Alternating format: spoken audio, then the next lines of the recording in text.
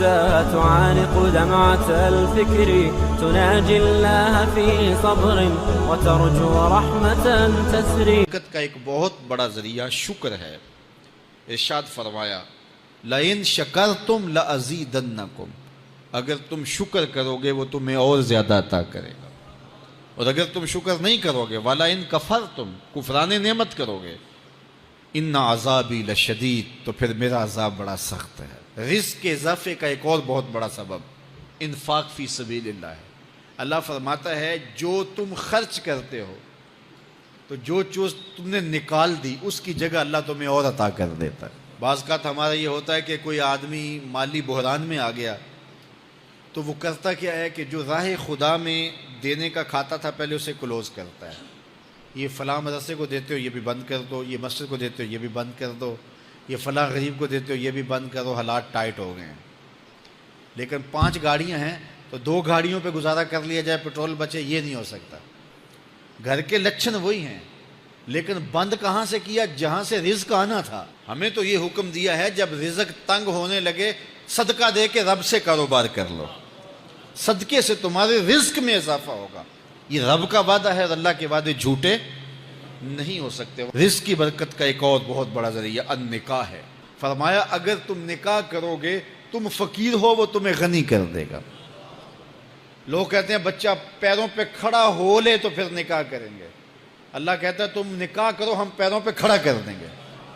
ہمارا فلسفہ اپنا ہے، اس کا حکم اپنا ہے. وہ کہتا ہے ابھی تو یہ اپنے لیے نہیں کماتا تو جو آئے گی اس کو کہاں سے کھلائے گا؟ میاں جس نے آنا ہے اس نے اپنا رزق لے کے آنا ہے. تو بچوں کی شادیاں کرو اگر وہ جوان ہو گئے رزق نصیب ہوگا. اپنے اہل خانہ کو نماز کے حکم دینے سے رزق بڑھتا ہے، چونکہ جو صبح کا وقت ہوتا ہے یہ رزق کے بٹنے کا وقت ہوتا ہے. اور جس گھر میں صبح کے وقت لوگ سوئے ہوئے ہوتے ہیں وہاں بے برکتیاں ہوتی ہیں. تو طلوع فجر سے لے کر کے طلوع آفتاب تک اپنی اولاد کو، بیوی کو، بچوں کو نہ سونے دیں. اس وقت رزق بٹنے کے لمحے ہوتے ہیں. کثیر دعائیں مانگیں، تلاوت کلام مجید پڑھیں اور نماز فجر مرد حضرات مسجدوں میں جا کے باجماعت ادا کریں، اور گھروں میں جو ہے وہ بیٹیاں بہنیں مصلے بچھا لیں تو اللہ کی رحمتوں کا نزول ہوگا. اب ایک حدیث میں رزق کے اضافے کا ایک اور نسخہ ارشاد کیا گیا. میرے حضور نے فرمایا جو شخص یہ چاہتا ہے کہ اس کے رزق میں برکتیں ہوں اور اس کی عمر میں اضافہ ہو تو وہ اپنے رشتہ داروں کے ساتھ سلوک اچھا کرے. رشتہ داروں کے ساتھ اگر اچھا سلوک کرو گے تو پھر تمہارے رزق میں برکت ہو. غریب ہیں تو ان کی مدد کرو، ان کی بیٹیوں کی شادیاں اپنے ذمے لے لو اگر اللہ نے آپ کو وسعت دی ہے.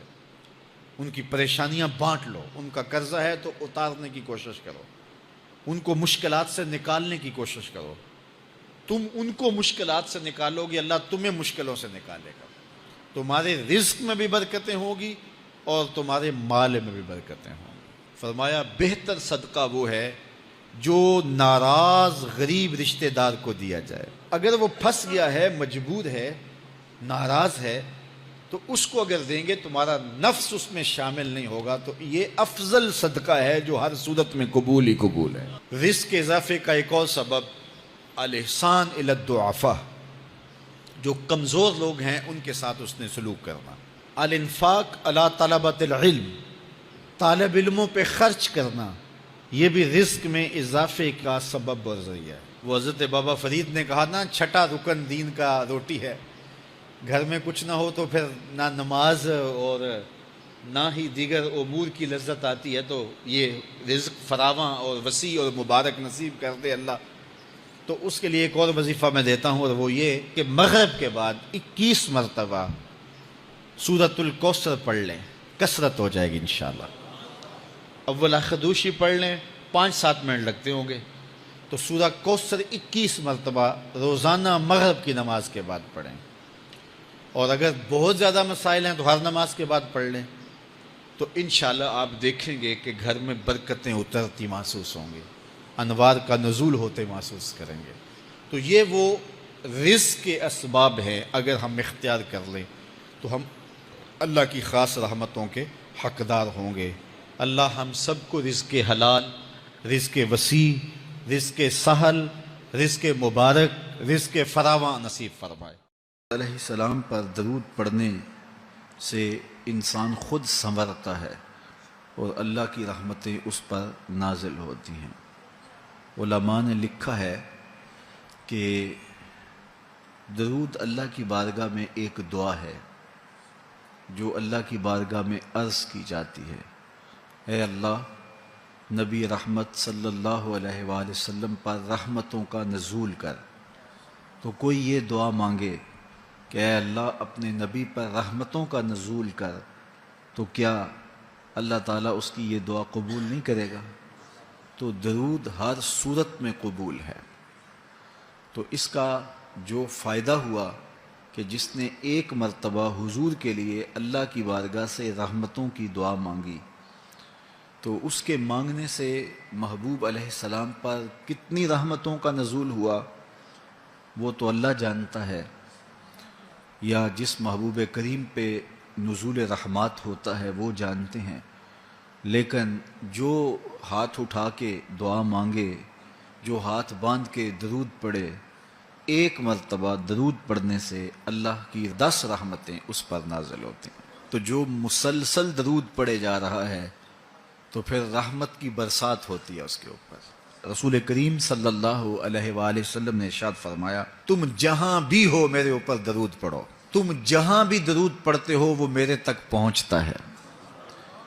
صبح پڑھو، شام پڑھو، دوپہر پڑھو، دن کو پڑھو، رات کو پڑھو، نماز سے پہلے پڑھو، نماز کے بعد پڑھو، محفل کے آغاز میں پڑھو، محفل کے دوران پڑھو، محفل کے اختتام پہ پڑھو، مسجد میں پڑھو، گھر میں پڑھو، جہاں بھی میرے اوپر درود پڑھو گے، جیسے بھی میرے اوپر درود پڑھو گے، فرمایا میرے تک پہنچتا ہے۔